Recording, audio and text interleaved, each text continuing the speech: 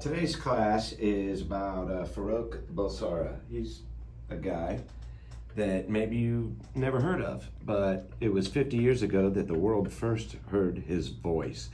Farrokh was born in Zanzibar, right, which is in East Africa. Then he did most of his schooling in India. So he moved over there. Then he eventually ended up in London with his family. They moved there. He was still relatively young.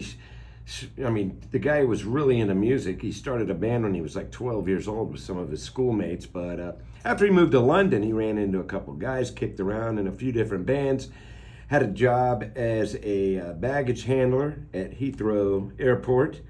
And so anyway, him and a couple of friends got together, started a band. They called it Smile. And then they ended up, they knew somebody had a studio who wanted them to test out to see if everything was working in the studio. So they just needed a band, not to record this band, but just to get them into the studio. Well, it turned out they were able to go ahead and record a couple things when they were helping this guy out. And Farrokh Bulsara decided, this is it. Let's just be a band ourselves, me and my friends. So they changed the name of the band, and he officially changed his own name.